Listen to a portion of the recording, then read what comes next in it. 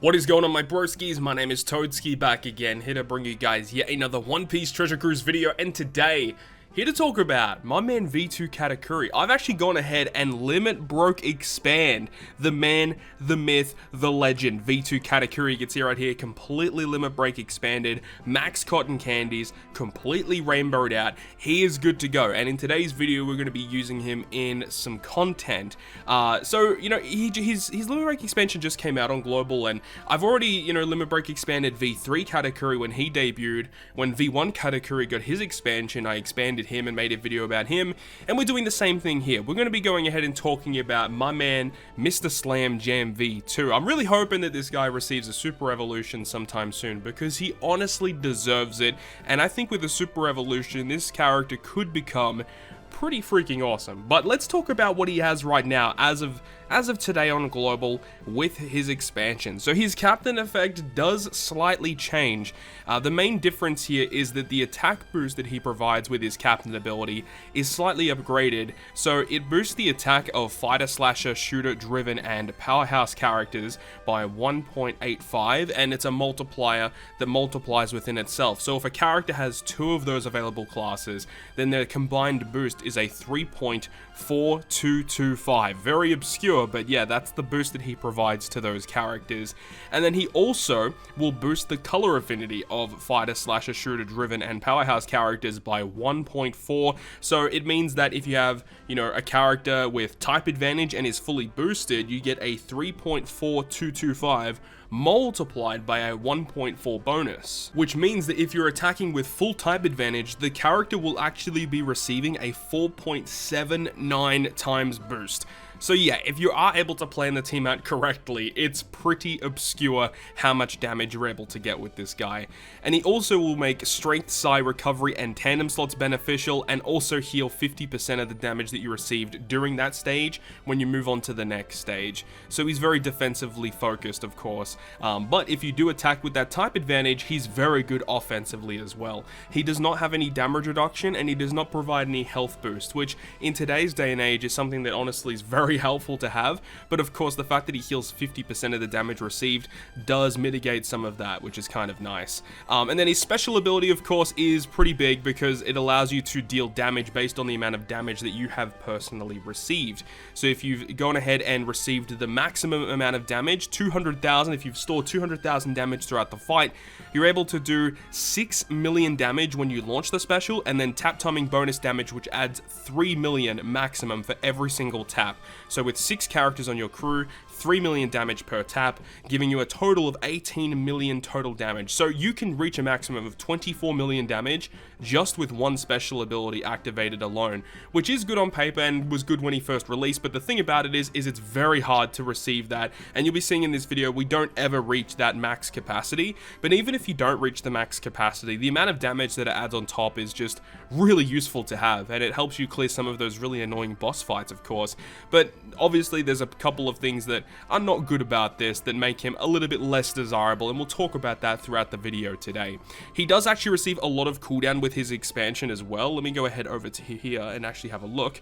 It's -3 cooldown, right? So he goes down to a 12 turn cooldown, 15 turn previously, really hoping that with a Super Evolution his special ability is able to be changed slightly. But that's the breakdown of limit break expanded V2 Katakuri.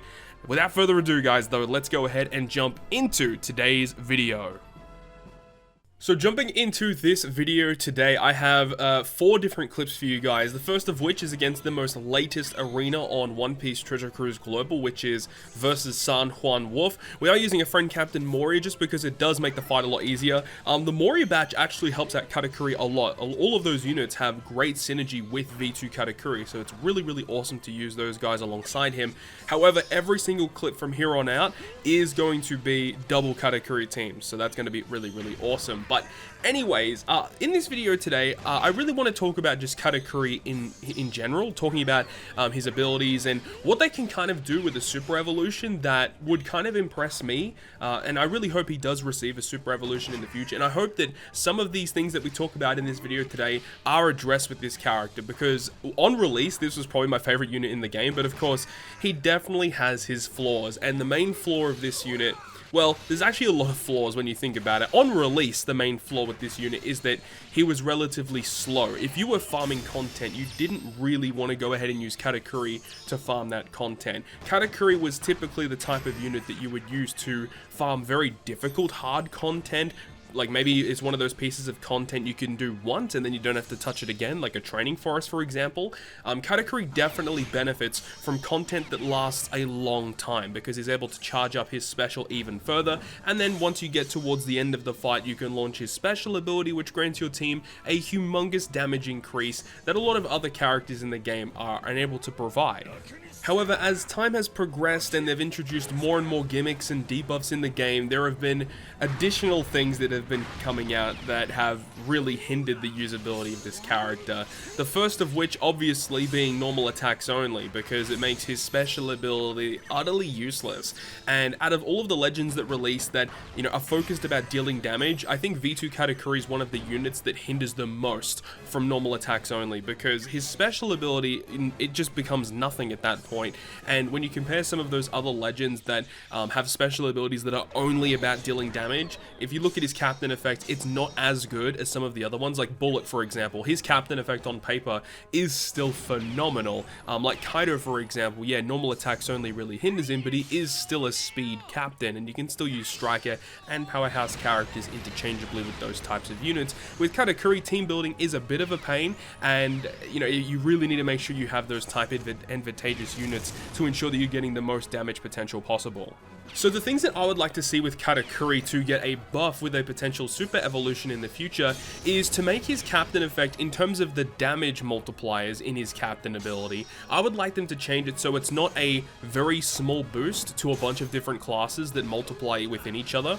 I would prefer it if they did the same route as Legend Carrot with her super evolution, where, Carrot was previously very similar to that, where she boosts a bunch of different classes by 2 times, and if they have 2 of those classes, it's a 4 times boost with 2 times 2. Katakuri is the same. However, what they did with the super evolution of Carrot is they made it just all of those classes that she previously boosted are now just a 4 times boost with no multiplying into each other, which means that, some of those classes that you didn't get access to before, you can now use them so long as they have one of those additional classes. I think they should do that with V2 Katakuri, so make him a flat 4x boost to a bunch of the classes that he boosts. I think it's like, Fighter, Powerhouse, Driven, I think it's Striker, Shooter, something like that.